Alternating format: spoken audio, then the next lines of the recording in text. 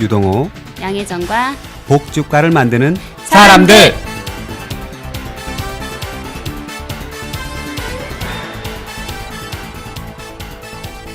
네, 안녕하세요.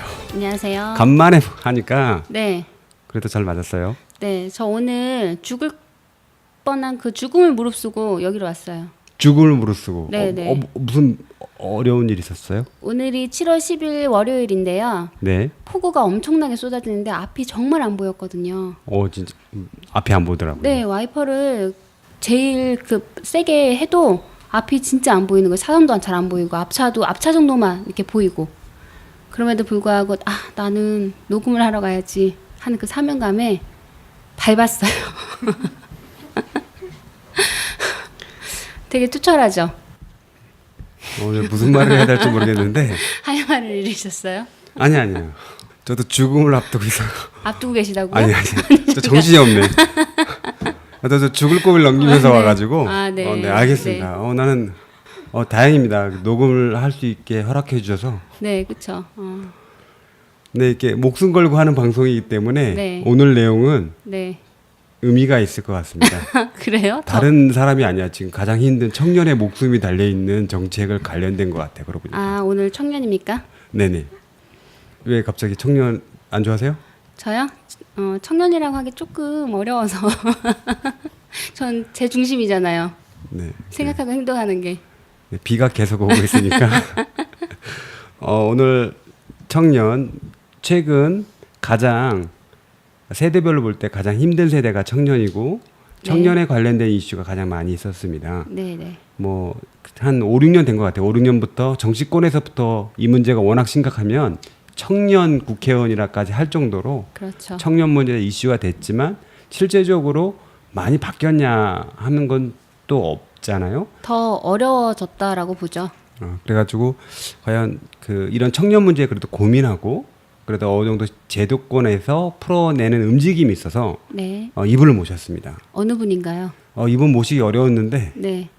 어떻게 모셨어요? 이제 사무장님 어떻게 모셨는지 모르겠네요. 저분은 네. 좀 운 좋게 얻는 것도 되게 자기가 힘주면서 얻는 것처럼 하시는 분이라 맞아요. 청년활동 서울시 청년활동 지원센터 센터장 기현주 센터장님 안녕하세요. 안녕하세요. 네, 안녕하세요. 반갑습니다. 반갑습니다. 청년활동 지원센터 맞나요? 네, 맞습니다. 서울시 청년활동지원센터예요. 네, 벌써 통통 튀어. 네, 느낌 틀려요. 네, 오랜만에 네. 그 여성 게스트분이 나오셨잖아요. 저희가 좀 어둡고 지난주 방송 출연자를 말씀드리는 건 아니지만 네. 그런 잔잔한 분위기에서 하다가 나오시니까 좋네요. 네네. 청년 문제를 네, 해결하고자 하는 눈빛에 네, 매서운 열의가 느껴집니다. 열정이 느껴지시나요? 네네. 아무래도 이제 실제적으로 네, 이 정책이 어떻게 갈 거에 따라서도 관심도 있지만 이 무슨 어디 청년 수당 이런 말도 안 되는 이렇게 하시는 분들이 있기 때문에 네네. 과연 어떤 내용인지 제가 앞에서 청년 어렵더라는데 실제적으로 청년들이 어느 정도 어려운 것 같지 실제적으로 파악해 보니까 이 정책을 하기 전에 했을 것 같은데 이야기 좀 해주십시오. 먼저 말씀드리자면 청년의 삶이 다른 세대의 삶보다 절대적으로 훨씬 더 어렵다. 라고 말씀드리긴 좀 어려워요, 오히려. 그래요? 네. 뜻밖인데? 응? 청년 짱 어려워 이렇게 할 줄 알았는데 다른 세대보다 어렵지 않다. 네, 이게 이제 통계로 나오는 빈곤율이라든지 고용률이라든지 이런 것들을 보면은 청년이기 때문에 더 어렵다. 절대적으로 그렇게 얘기하기는 어려운데요. 다만 청년의 현실이 어렵다라고 저희가 얘기하는 거는 딱 요 지점인 것 같아요. 20대가 지금 취직을 못하죠. 네. 그러니까 학교를 졸업하고 올해 이제 저희가 서울시 청년수당 참여자들 보니까 학교를 졸업하고 미취업 기간이 평균 21.8개월이에요. 21.8개월. 그러니까 거의 2년 가까이를 취업을 오. 준비를 하고 있는 거예요. 어휴. 그러니까 이 기간이 길어지죠. 이 기간이 길어지면 길어질수록 이 청년들이 소득이 낮아지게 되죠. 그리고 청년기에 이행해야 될 생애 과업이라는 게 있잖아요, 사회적으로. 네네. 취직을 해야 되고 또 집을 그러니까 독립해야 되고 그렇죠. 그다음에 결혼을 해서 가정을 이뤄야 되는 20, 30대에 이뤄야 될 이 생애 과업들이 있는데 이것들을 일단 사회 진입 자체를 못하니까 모든 게 다 늦춰지고 있는 거예요. 그렇죠. 청년의 현실에서 가장 어려운 거는 사회가 요구하는 이 과업을 청년들이 하나도 이행을 못하고 있고 그 이행을 못하고 있는 것 자체가 청년 개개인의 어떤 모자람, 미숙함 이런 것들로 보여지면서 청년들의 자존감이 완전 바닥을 치고 있다. 원인은 너다.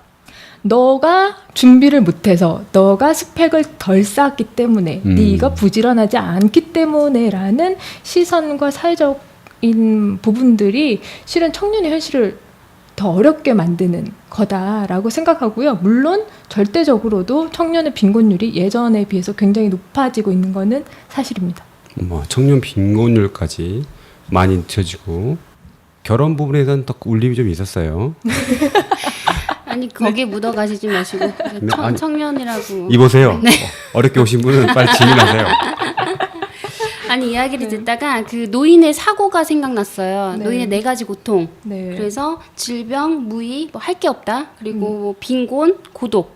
요 부분인데 대부분이 그러니까 가장 지금 이게 뭐 몇십 년 전부터 나온 노인의 4가지 고통이라고 대표적으로 나오면서 그걸 근거로 뭐 노인복지에 대한 부분도 이야기하고 하는데 네. 청년이 이미 그러니까 정년 퇴임으로 뭐 나이가 들면서 일자리에서 물러나면서 겪는 그분들의 고통이랑 크게 다르지 않다. 네, 맞습니다. 어떤 사회적 역할의 상실이라고도 표현하지만 이분들은 사회적 역할로 인정받는 지위에 한 번도 올라가 보지 못한 그렇죠. 그런 부분들이 더 있어서 상대적인 어떤 고독이나 소외감, 사회에서 어떤 배제됨 그런 느낌들이 훨씬 더 좀 크지 않을까라는 또 생각이 드네요. 근데 저희가 작년부터 이제 청년수당이라는 사업 통해서 이 서울 청년들을 20대를 만나왔는데 작년에 만나고 되게 깜짝 놀랐던 게 그런 딱 그 이미지였어요. 한 가정에 50대 이상의 은퇴한 아빠가 있어요. 네. 그리고 20대에 취준생의 아이가 있는 거예요. 근데 이 50대에 은퇴한 아빠랑 이 20대의 취준생 아이가 정말 너무 비슷한 상태인 건 거예요.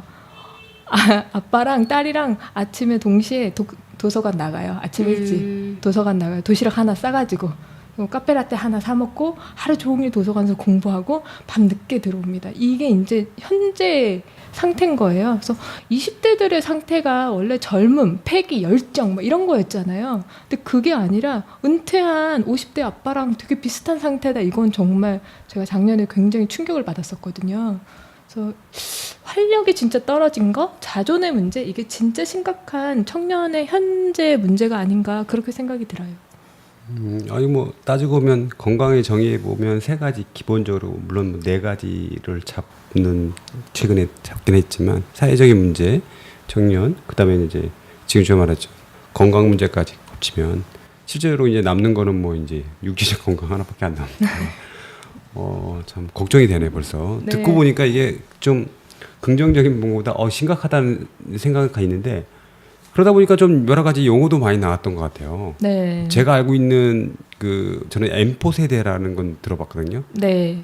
아까 3가지를 못하는 그런 네. 거였죠. 연애도 못하고 네. 결혼도 못하고 취직도 못하고 네네. 저를 집도 못 너무 얻고 뚫어지면서 뭘 막 얘기하니까 저랑 번갈아 가면서 쳐다보셨어요. 네, 그랬어? 네. 근데 거기 오해십니다. 시선이 네. 더 머무르긴 했어요. 머무르긴 했어? 네, 동호 선생님한테 또 시선이 조금 더 머물긴 했지만 네네. 저도 한번 이렇게 찔끔 쳐다봐 주셨어요.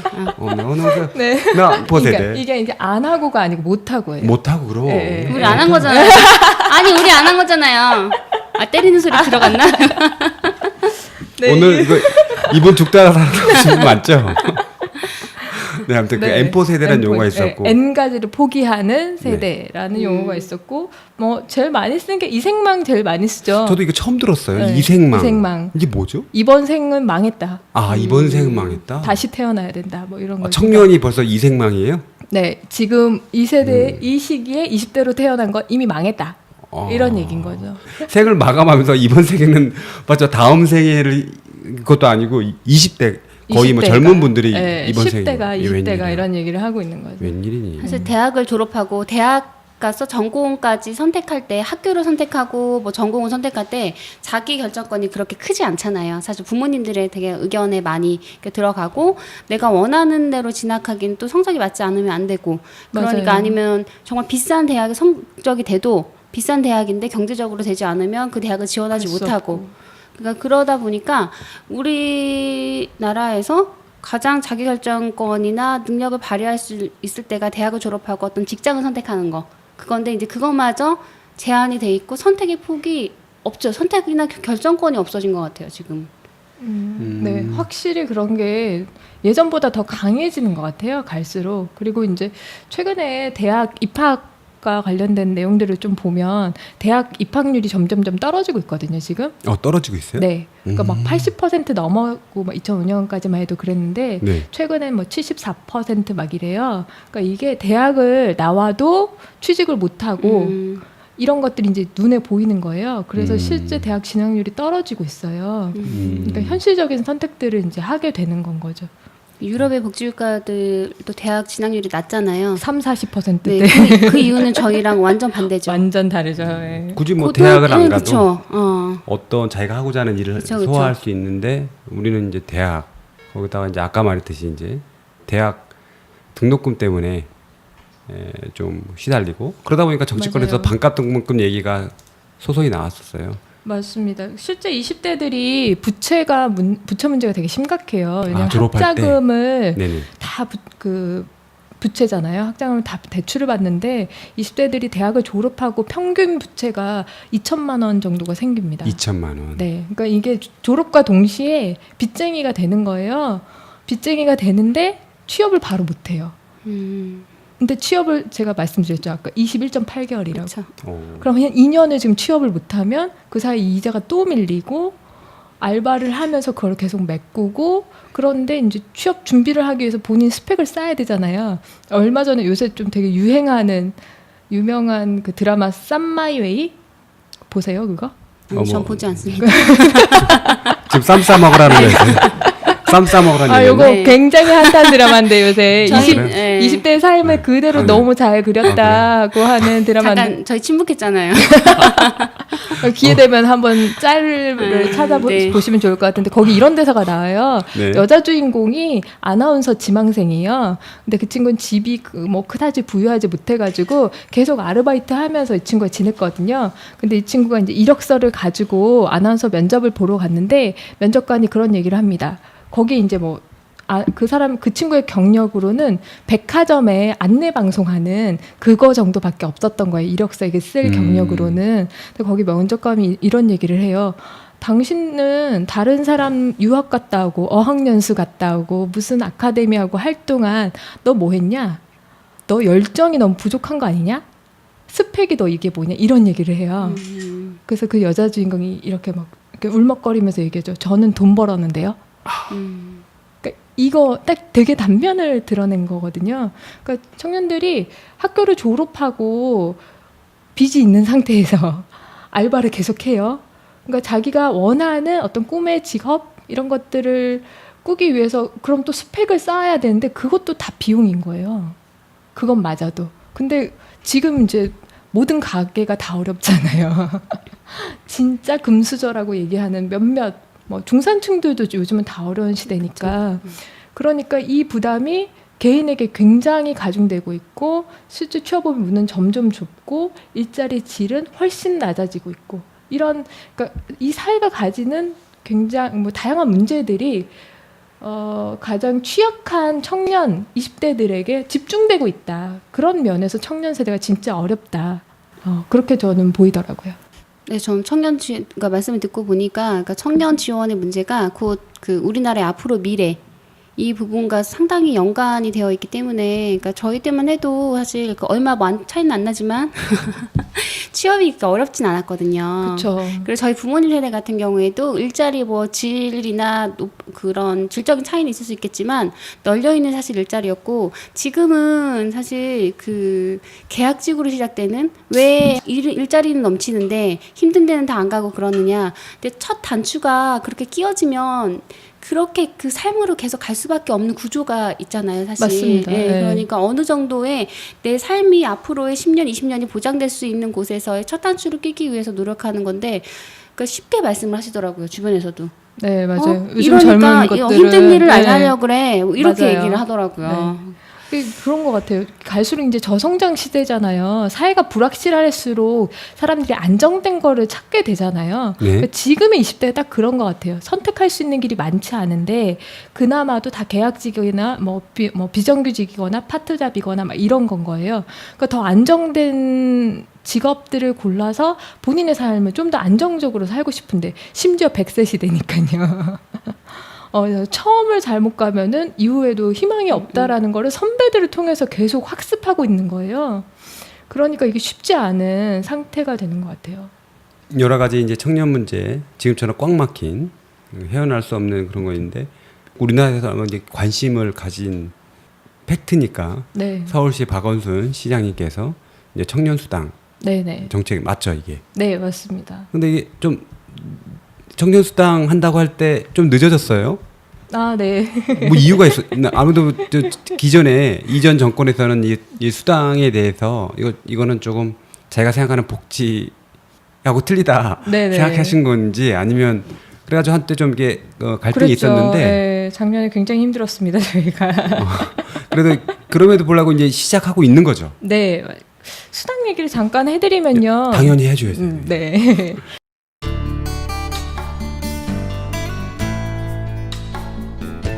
지금 여러분께서는 유동호, 양혜정과 복지 국가를 만드는 사람들을 듣고 계십니다.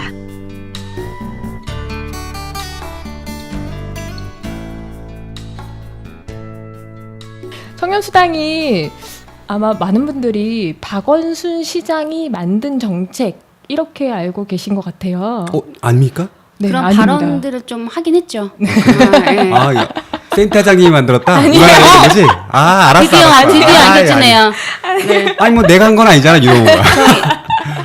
내 한복 칼럼에 다 찍어주세요. 청년수당. 그러면 우리 이름은 유동호 양혜정이 만들었다고. 뭘요? 청년수당. 아, 나 잘 모르는데 어떻게 얘기하지? 그 누가 만들었다는 거예요? 네, 박원순 시장님이 만든 정책은 아니고요. 청년수당이 어떤 거냐면요. 실은 서울시에는 서울 청년 정책 네트워크라고요. 청년 당사자들이 매년 청년 정책을 어떻게 해야 될지 청년 당사자로서 필요한 의제, 정책 이런 게 어떤 건지를 매년 여는 네트워크 단위 모임이 있어요. 그래서 당사자의 목소리를 모은 게 한 3년 정도 되는 거고요. 매년 청년의회라는 걸 합니다. 서울시가. 그래서 청년의회 때 이런 당초에는 이런 구상이었어요. 내가 무슨 학원을 다니고 싶은데 이걸 다니려면은 알바 하나를 좀 접어야 될 것 같아서 요 정도 지원을 해주면은 내가 진짜 원하는 데도 취직하고 할 것 같아요. 요 정도 좀 이렇게 지원해 줄 수 있어요. 뭐 아주 단순한 거. 네. 그리고 내가 마을에서 무슨 활동을 하고 있는데 활동비 한 50만 원만 주면은 나 진짜 재밌게 마을 활동할 수 있을 것 같은데 요런 아주 단순한 욕구들이 계속 모였고 그게 한 3년 정도 계속 정책적으로 만드는 과정들을 거쳤고요. 3년이나 거쳤어요? 네. 3년 정도 거쳤고 이 과정에서 이제 행정에서도 이게 실제 정책화할 수 있는 것들을 좀 설계를 해주고요. 시의회에서도 청년들이 실제로 진짜 원하는 거니까 그럼 우리도 정책으로 예산으로 반영해보자. 그래서 요거 한 3년 정도의 과정을 거쳐서 작년에 시범 시행을 하려고 했던 거죠. 아, 작년에 하려고 했는데? 네, 하려고 했고 서울시가 이제 복지부랑 이건 또 비하인드 스토리인데요. 복지부랑 논의를 굉장히 깊숙하게 했어요. 서울시가 청년수당 하기 전에 보건복지부에서는 청년 자활 같은 사업이 있었어요. 청년 리본 사업이라고 그런 사업도 했었고 고용노동부에서는 취성패, 그래서 취업 성공 패키지라고 해서 청년들의 교육 훈련하면서 수당을 지원하는 사업이 이미 있었거든요. 네네. 좀 유사한 성격의. 그래서 이런 사업들이 있어서 복지부에서도 굉장히 긍정적으로 검토를 했었어요. 긍정적으로 검토를 하고 복지부가 이 사업에 대한 동의를 해주는 감도로 작년에 이 시범 사업을 진행을 하려고 런칭을 딱 했었는데 복지부 사업으로. 아니요. 네. 복지부가 서울시가 하는 걸 인정해 준 거죠. 그러니까 이게 사회부정법 때문에 네네. 그 중복 사업을 걸러내는 게 네. 복지부 소관이잖아요. 그래서 그것 때문에 동의를 최종적으로는 서면으로는 안 왔는데 이렇게 구두로는 다 협의를 좀 했던 상황이었는데 네네. 갑자기 중단됐죠. 그래요?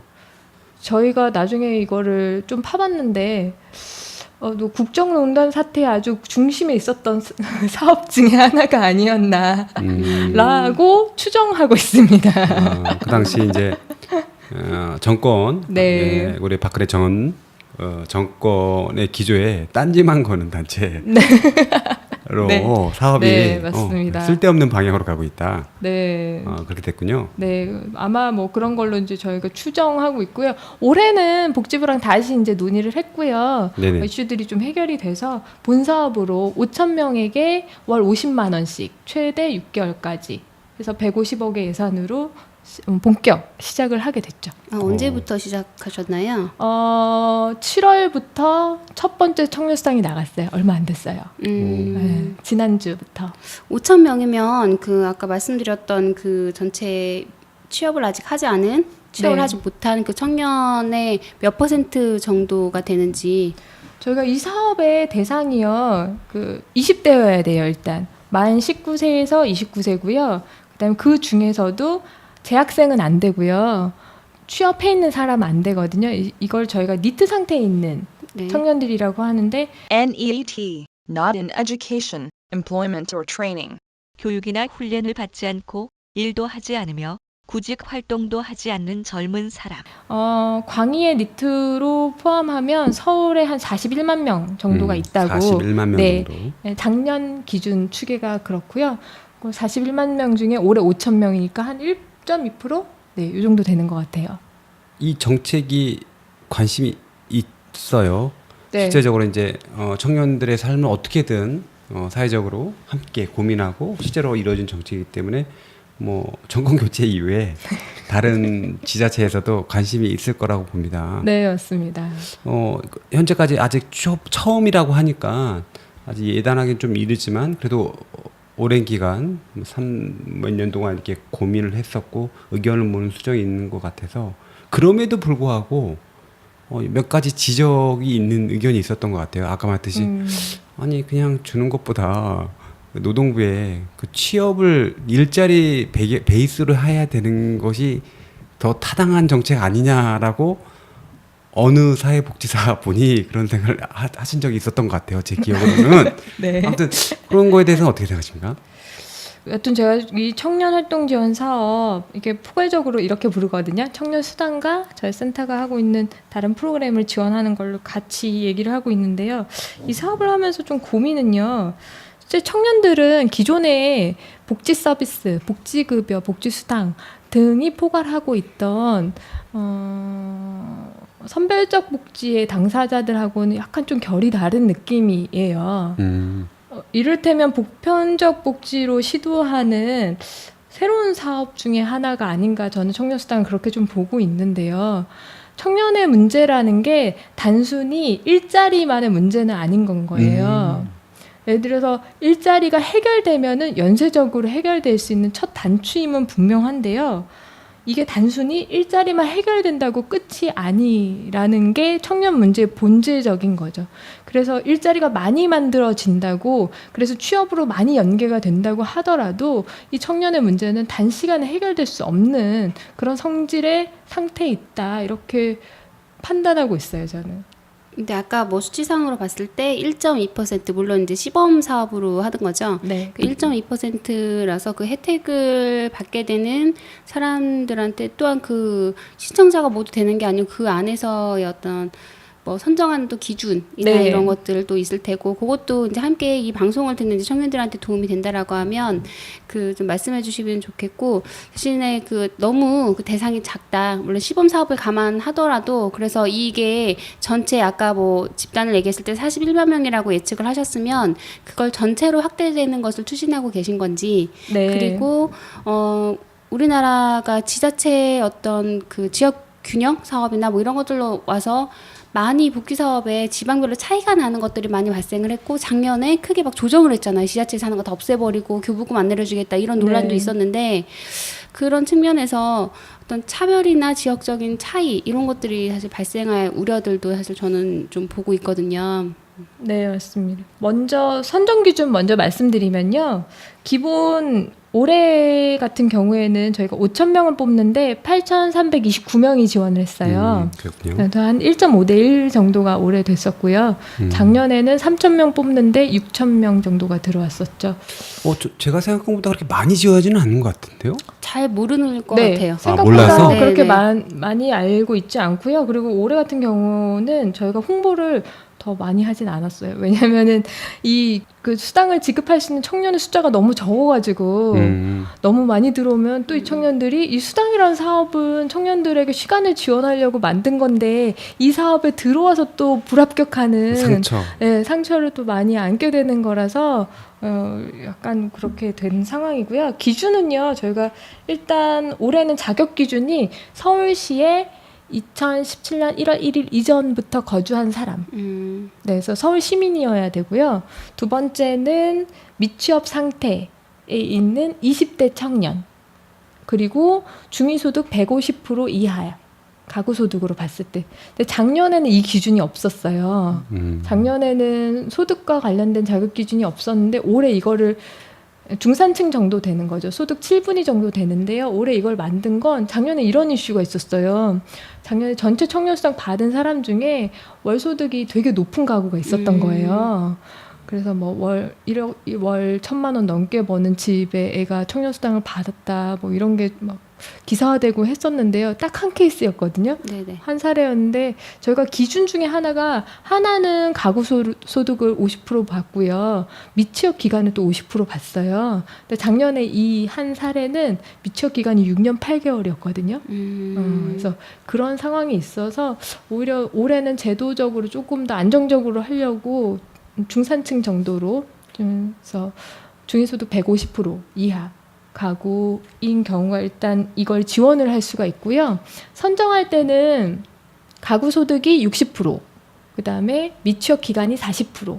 그래서 가구 소득이 낮을수록 미취업 기간이 길수록 청년수당을 받을 확률이 높은 그런 형태로 제도가 지금 설계되어 있는 상태입니다.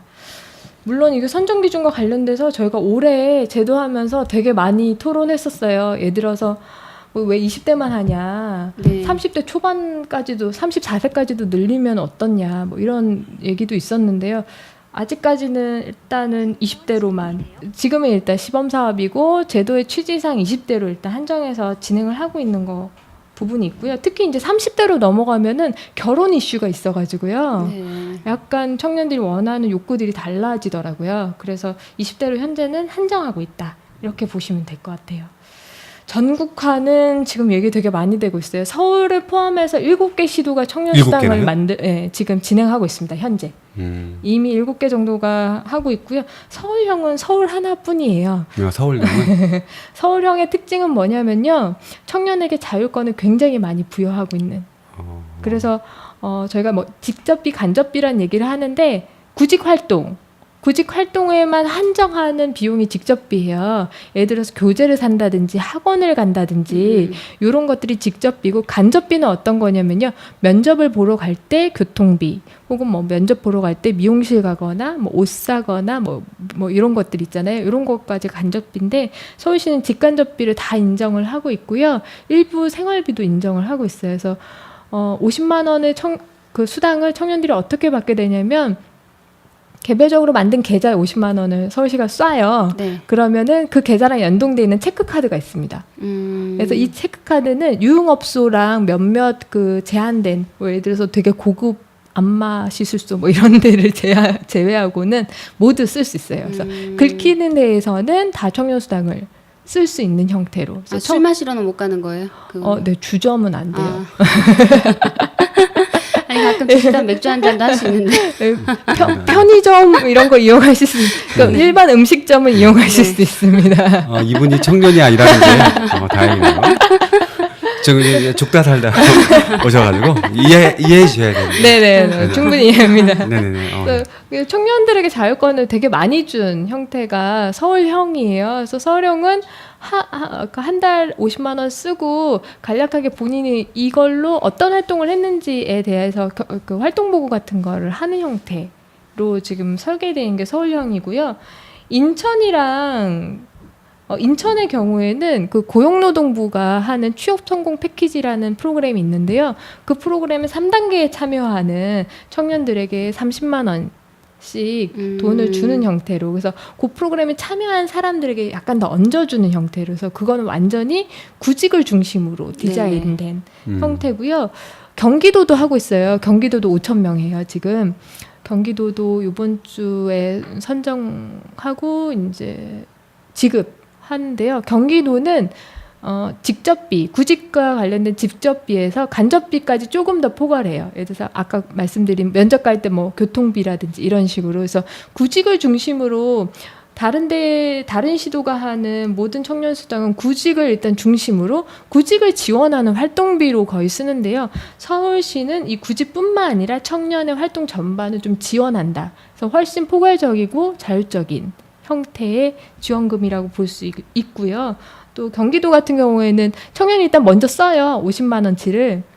그리고 그 소명을 하면은 그 중에 해당되는 것만 사후 정산해서 돈을 넣어주는 방식이거든요. 그래서 이런 방식을 택하는 시도도 있고요. 서울처럼 그냥 먼저 돈을 주고 그걸 그냥 자율적으로 쓰는 형태도 있고요. 그래서 저희 같은 경우는 이제 수당이 전국화된다면 서울형의 수당이 청년 수당이 전국화되었으면 좋겠다. 이런 바람이 있고 이거는 이제 청년들은 당연히 그렇게 생각하고 있는 부분이죠. 근데 말씀 주셨던 것처럼 실제 이제 이게 전국으로 진행됐을 때 여력이 있는 자치단체와 여력이 없는 자치단체가 어떻게 좀 차이가 있을 수도 있겠다. 이런 것들이 현재 7개 시도가 진행하면서도 좀 보이기 시작하고 있어요. 이번 정권에서 청년수당을 전국화하겠다에 대한 의지가 분명히 있고요. 근데 지금까지는 구직 촉진수당, 그래서 구직에 한정해서만 뭔가를 지원하는 형태로만 얘기를 하고 있는데 이건 더 좀 토론이 필요한 주제라고 생각합니다. 물론 확대가 된다면 서울형의 청년수당이 확대되는 것들이 청년들에게 실질적으로 도움이 되는 그런 제도가 되지 않을까 그렇게 생각합니다. 뭐 듣고 보니까 이렇게 서울형을 하고 계셔서 그런 건 아니어도 아니 뭐 잘하는 건 잘했다고 봐야죠. 어떤 거 조건을 달고 이걸 해야지만 뭐 주겠다는 거는 기존의 방식에도 좀 있었던 것 같고요. 근데 문제는 이제 아까 먼저 취지가 네. 자기가 이제 2시간만 아르바이트만 안 하면 내가 할 때 좀 더 공부를 더 할 수 있거나 아니 또 교재를 살 돈이 없어서 또는 학원비가 비싸서 이런 절박함에서 시작했다라고 생각한다면 서울형이 제가 뭐 박원순 시장을 좋아하거나 이런 건 아닙니다. 눈빛 그러지 마요. 아니 그게 아니고 네. 네. 아니, 어쨌든 박원순 시장이 뭐 이렇게 하는 정책은 아니었다라고 말했으니까. 네. 박원순 시장님이 시작한 정책은 아니었지만 청년들을 믿고 청년들의 의지를 고스란히 잘 받아주신 그런 정책이었다. 네. 청년들을 믿고. 그 이전 시장이었으면 안 됐을 거예요. 네. 그런 걸 딱 의견을 받아서 네. 내가 하겠다. 네. 받아주신 박원순 시장님. 아니 왜요? 내년 지방선거 앞두고 지금 정치적 발언하시는 거예요? 아니. 근데 그 가교를 우리 이제 센터장님이 했다. 아니에요. 서울 청년 정책 네트워크가 있습니다. 네, 많은 700여 명의 청년 당사자들이 직접 참여했다. 겸손하신 것 같아요. 그러면 서울에는 이 센터 하나인가요?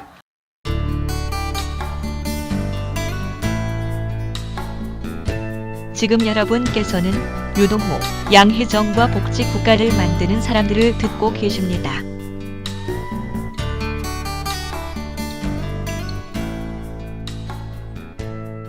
네. 청년과 관련돼서는 네. 서울의 중간 지원 조직은 서울시 청년 허브라는 조직이 있고요. 네. 그리고 저희 서울시 청년활동 지원센터가 있고요. 그리고 무중력지대라고 해서 서울 곳곳에 7개의 무중력지대가 존재하고 있죠. 근데 각각이 하고 있는 역할이나 기능들이 조금씩 다릅니다.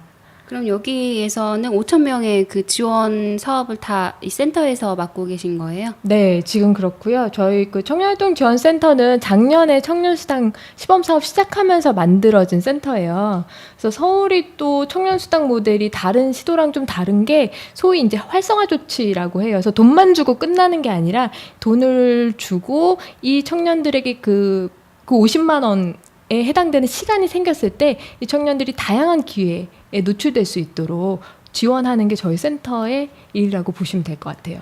혹시 그 작년에 시범 사업을 통해서 어쨌든 평가가 좋았으니까 근데 당사자들의 만족도는 사실 다 100%가 나올 수도 있는 사업이죠. 우선은. 네. 근데 그거 말고 그럼 혜택을 받은 그 집단과 다른 집단을 비교했을 때 유의미하게 그 삶의 어떤 질의 척도나 이런 것들이 취업으로 이어지거나 하는 그런 수치들이 있는지 좀 7월에 받았는데 궁금해졌어요. 벌써 아니 작년. 작년? 네. 작년에요. 근데 그거를 작년에 저희가 너무 보고 싶었는데 네. 작년에 수당을 한 번밖에 지급을 못했어요. 아. 한 번 지급하자마자 보건복지부가 직권 취소를 해버려가지고요. 그래서 실제로는 작년엔 그걸 보지 못했죠. 근데 이제 서울시가 모델로 하고 있는 프랑스의 유스 게란티 이 사업을 보면요, 이게 이제 제도화된 거는 2014년인데요. 실제 그 전에 프랑스 정부 자체에서 민간이랑 같이 운영했어요. 그래서 이게 거의 한 30년 정도 됐거든요. 이거를 좀 추적조사한 중간 보고를 저희가 작년에 봤는데 보니까 이 프로그램에 참여한 청년들이 그렇지 않은 청년들에 비해서 질 좋은 일자리로 가는 확률이 더 높다. 이거는 프랑스의 사례로는 증명된 상태예요. 그래서 올해도 저희가 이제 해보면서 네. 그런 것들을 확인할 수 있을 것 같아요. 지원 받고 이거 시청해가지고 참여하고 있는 분들이 나중에 이제 그 쓰임 같은 거를 가지고 이제 다시 또 계속 이렇게 지원받을 수 있는 또 있는 건가요? 아니면 이거는 생애 한 번만 아주 받을 수 있는 아쉽네요. 거예요. 네. 1년? 한 번만 딱 6개월, 최대 6개월까지. 6개월이에요? 예, 그래서 1인당 최대 300만 원까지 지원을 받을 수 있는 형태예요. 요번에 이제 신청받을 때, 여하튼 작년에 한 번밖에 지급을 못하긴 했지만, 그래도 1회 하고 두 번째 하는 거잖아요. 요번에 이제 신청받을 때 저희가 뭐 이렇게 활동 계획 같은 걸 받아요. 지원 동기랑 그런 걸 보면서 좀 인상 깊었던 거 이런 거였어요. 작년에 청년수당이 되게 이슈됐을 때 4학년이었던 거예요, 이 사람이. 근데 청년수당이 이제 제도화 된다는 걸 알고 자기가 졸업하면 청년수당 지원해서 그 시간 동안 자기가 이걸 좀 준비해야지 이런 생각을 했다는 거예요. 그래서 그런 생각을 하니까 마음이 좀 덜 조급해지더라.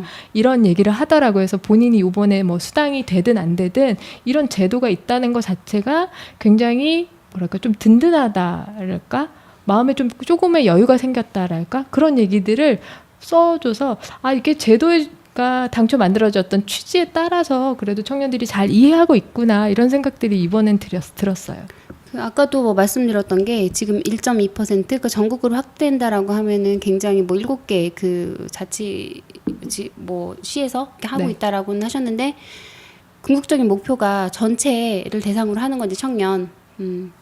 그러면 그렇죠. 사실 네. 보건복지부나 아니면 일부의 이제 지자체 부담과 일부의 뭐 보건복지부 지원금이 같이 가야 되잖아요. 일정 비율로. 네, 그러니까 맞습니다. 이렇게 하면은 뭐 예산이 사실 어느 정도가 소요되는지 굉장히 많겠죠. 전국 추계 저 아직 안 해봤어요. 그래서 예산이 되게 많이 들어갈 많이 들 거라서 거예요. 네. 뭐 어렵진 굉장히 않아요. 많이 들 건데요. 그냥 곱하기 해서 50만 원 하면 되니까. 아니면 어린 그냥 센터장님을 네. 보건복지부 청와대 직소로 가면 되는 거예요. 이제 박원순 네네. 떼고 네. 이제 문으로 왜 가는 그러세요? 거지. 문을 청년 수당의 문을 여는 거지.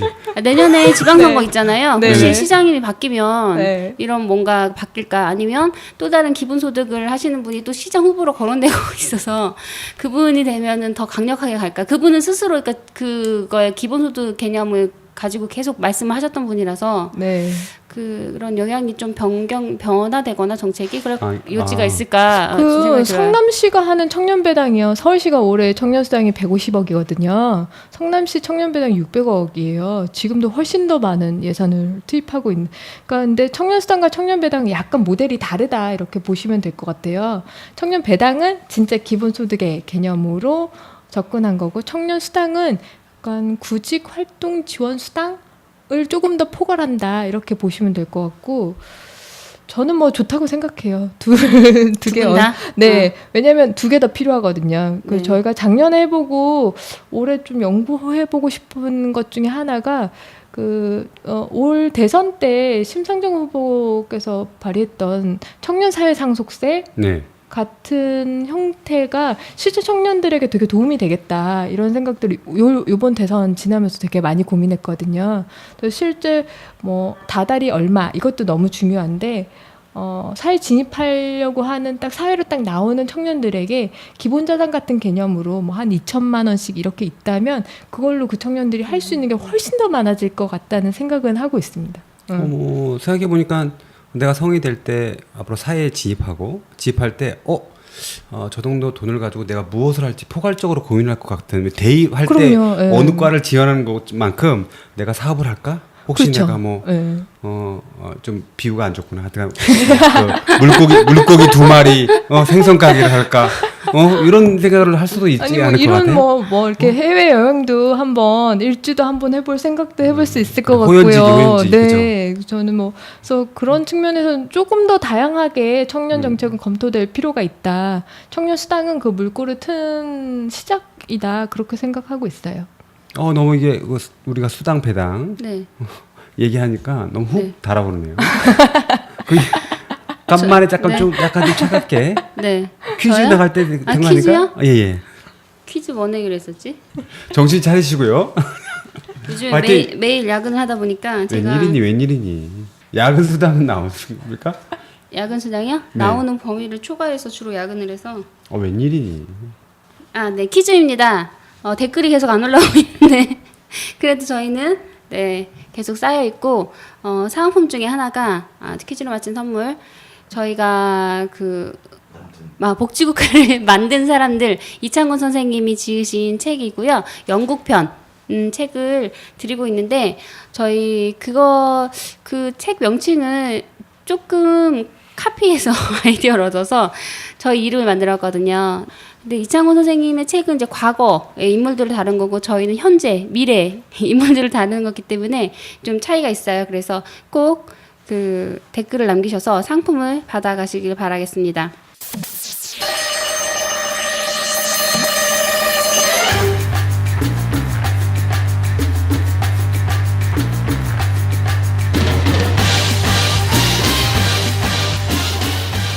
퀴즈입니다. 지난주 방송에서 주로 거론된 용어이고요. 보편적 복지의 반대 개념으로 많이 사용되어 온 용어는 무엇일까요?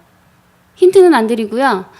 방송을 들어보셔야 되고 팟빵에 댓글로 남겨주시면 되는데 저희 방송을 이렇게 클릭하시면 댓글을 쓰는 란이 있습니다. 좀 번거로우시긴 하실 수 있어요. 로그인을 해야 댓글 기록이 되는. 근데 저희가 저희 집요해서 3개월 전에 댓글을 남겨주고 연락처를 안 남겨주신 분을 추적해서 찾아서 지난주에 선물을 전달해 드리기도 했습니다. 장난 아니네요. 그럼 굉장히 기뻐하세요.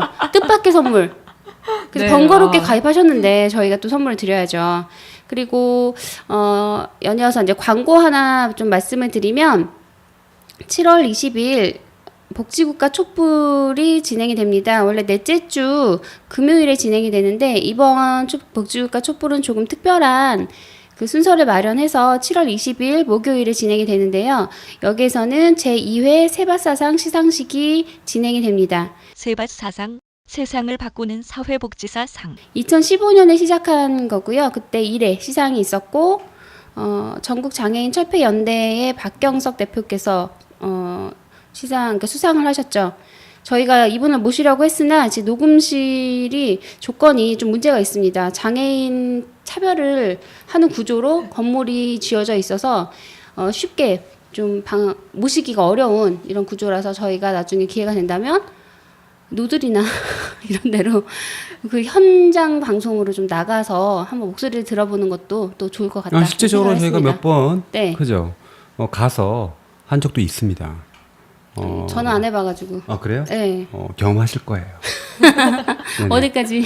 오늘처럼 비를 뚫고 오는 그 정도는 아니니까 그것만 네. 있으면 다 할 수 있어요. 네. 네, 알겠습니다. 이거 너무 이렇게 핫한 내용인데 이 청년들을 만나고 청년 문제를 고민해 하시는 것만큼 딱히 청년이라는 것에 관심을 더 가지신 건지 아니면 하다 보니까 청년이 된 건지 이제 네. 궁금해지거든요. 네. 많은 것도 있잖아요. 예를 들어서 뭐 여성 할 수 있고요. 뭐 노동하는 분도 있고 뭐 그런 거 있잖아요. 뭐 아니면 문화 네. 읽을 수 있는데 청년 어떤 계기가 있나요? 저도 제가 왜 청년을 하게 됐는지 네. 최근에 와서 곰곰이 생각해 봤거든요. 생각해 보니까 네, 제가 지금 청년 활동한 게 1년 정도 되는데 곰곰이 좀 생각해 봤는데요.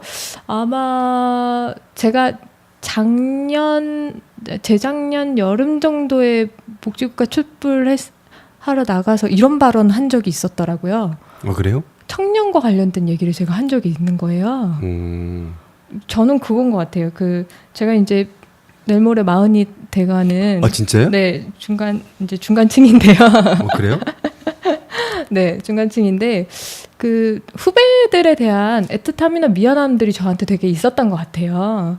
그러니까 선배로서 후배들을 잘 끌거나 혹은 좋은 판들을 만들어주는 그런 책무 이런 게 저한테 좀 있었던 것 같아요. 근데 그런 것들이 제가 그 전에 마을복지 영역에서 청년활동가들하고 만나면서 굉장히 증폭됐던 것 같고 20대들을 실제로 만나보니까 우리가 살았던 20대와 너무 다른 삶을 살고 있어서 이건 아니다라는 생각 굉장히 많이 했던 것 같아요. 그래서 그런 작은 동인들이 좀 모여서 지금의 청년 현장에 제가 있게 된 게 아닌가 그런 생각이 들더라고요. 저한테는 이제 다음 세대와 관련된 이슈들이 지금은 가장 가슴을 뜨겁게 하는 이슈가 된 거죠.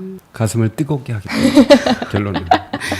시그널이었네 그때 발언 하나가. 네, 그렇죠. 그때 그런 얘기를 했더라고요. 저도 몰랐는데 얼마 전에 페북 막 찾아보다가 그걸 본 거예요. 그래서 그때 내가 저런 얘기를 했었네. 그렇게 생각이 들더라고요. 가끔 어떤 일을 하다 보면 내가 왜 이걸 하고 있지? 생각이 들 때가 사실 있어요. 이 팟캐스트 녹음을 하면서도 내가 이걸 왜 하고 있지? 피곤해 죽겠는데. 아니 옆에 있어도 느껴져요. 네, 아니에요. 내가 오늘 왜 방송하고 있지? 이런 표정이 느껴지긴 합니다. 제가 좀 영혼이 떠났나요? 아니. 가끔 11월, 1월에 그 촛불을 들면서 그때 참여자들을 적잖아요. 콧물을 훌쩍이며 털신을 신어도 시려운 발. 굉장히 사람이 별로 지나다니지 않고 옆에 앉은 사람이 굉장히 적은 이런 상황에서 촛불에 손을 녹이며 내가 왜 여기 앉아있지? 이럴 때가 뭐 있다는 거죠. 근데 저는 어떡합니까 이거? 이거 어떡해요? 남양 특집이에요? 내가 사람으로 보여? 아니 그냥 뭐 그런 분위기인데요. 애환. 소소한 애환. 그럼요. 그럼요. 없어서는 안 되죠. 저는 사실 그랬는데 기원주 센터장처럼 그렇게 막 그걸 왜 했지 찾으려고 별로 노력은 하지 않아요. 그 시간이 지나면 그냥 또 잊어요. 있고 촛불 가야지 또 팟캐스트 가야지 그냥 이러니까 저는 그냥 저한테 맞는 단순한 삶을 추구하고 있죠. 네. 두 분이 오늘 비옥을 해서 엄청 피곤한 모습으로 네. 청년에 대해서 이거 외에도 많은 일을 오셨던 걸로 제가 기억하고 있는데 특별히 이제 이렇게 정책적인 일에 관심이 있는 이유가 있나요? 보통 그냥 편하게 직장인? 어떨 때는 또 반응이 있을 땐 좋을지만 항상 기복이 좀 있을 땐 너무 뜨겁고 없을 때는 막 뭐 왜 저거 하냐 막 사람들이 이렇게 생각하는 측면이 있는데 쉽지 않은 일인데 이게 뭐 하게 된 계기가 있나요? 저는 사회복지학과 나오고 현장의 복지관에서 한 6년 정도 있었어요.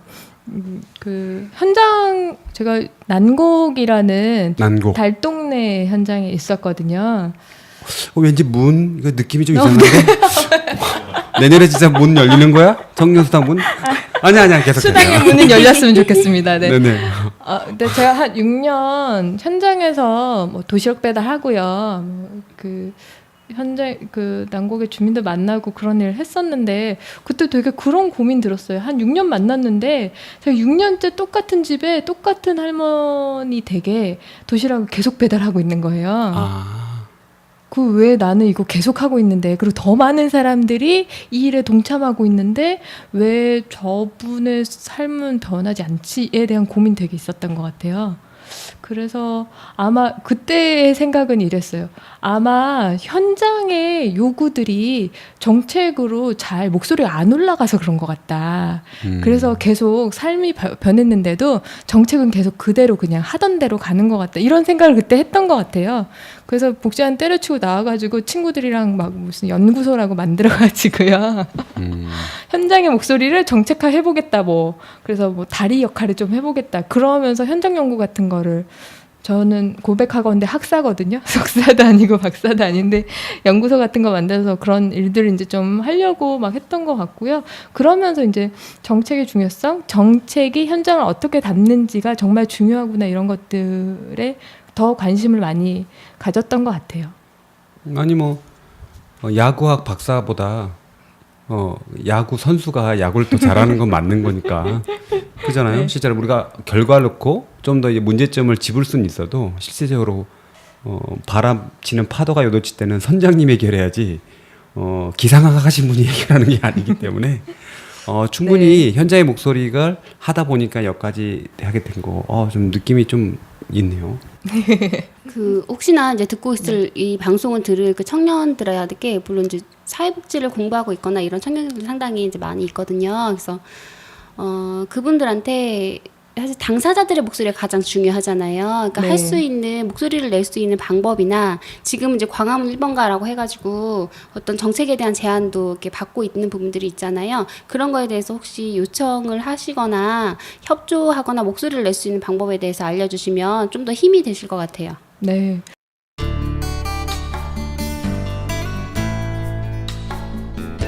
지금 여러분께서는 유동호, 양혜정과 복지 국가를 만드는 사람들을 듣고 계십니다.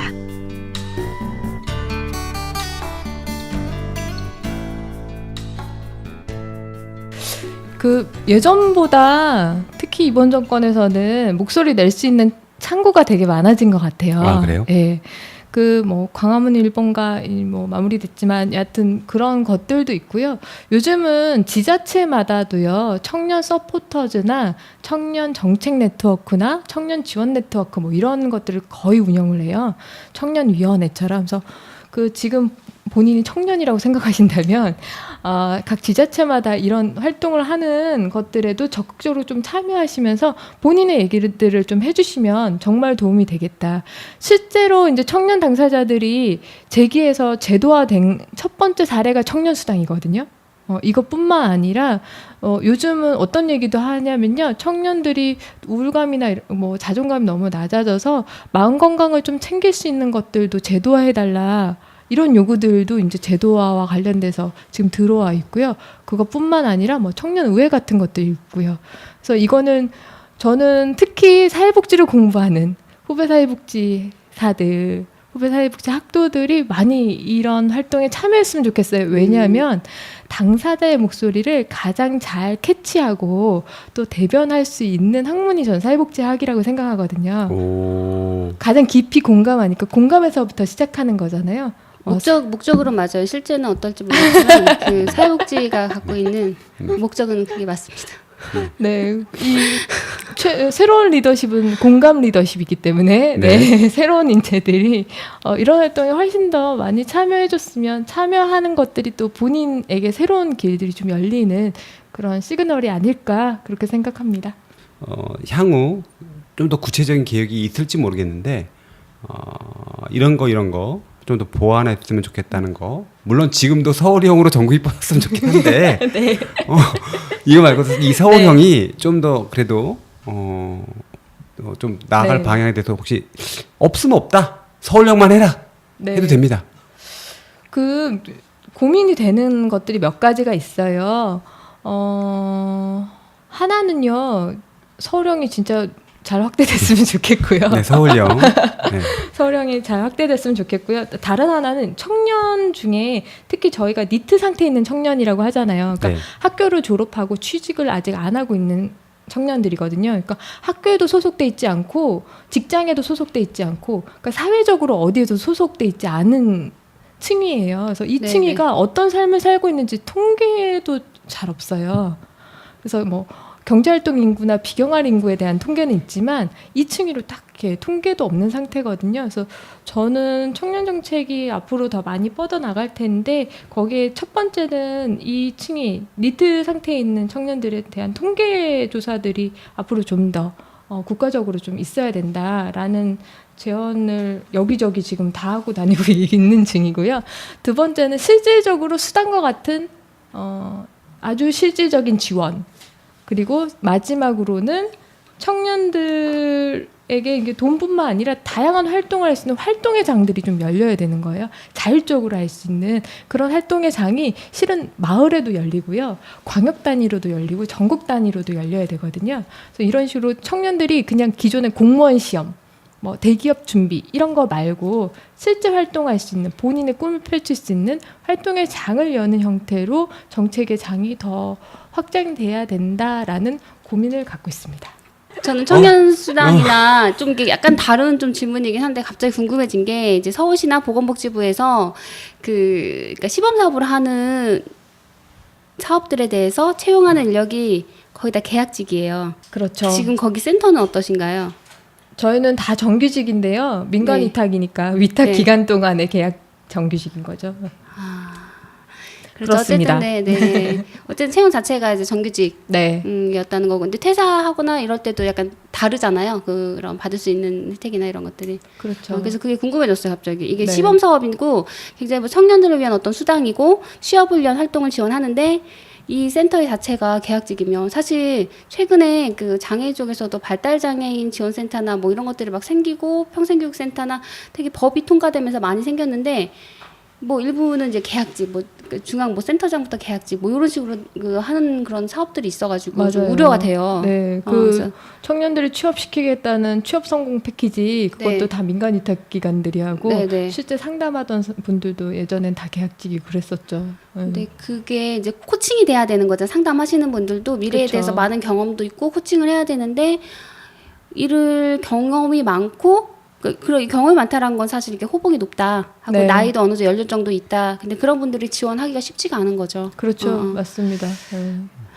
아무래도 그래서 이제 그게, 뭐 네. 정무직이라고 해야 되나? 뭐 또 그런 개념도 있을 것도 있을 것 같긴 하네요. 아까도 근데 물론 현장에 있는 그런 직종은 당연히 이제 지속적인 어떤 안정망은 있어야 될 것 같습니다. 저희 뭐 센터 만들 때도 그런 우려는 좀 있었고요. 근데 저 뭐 기본적으로 생활임금 이상의 임금을 책정하는 걸로 강하게 얘기를 해서 네. 그렇게 했고, 저희는 뭐 센터 운영과 관련돼서 그냥 하나를 말씀드리면 저희가 거의 30대 전후예요.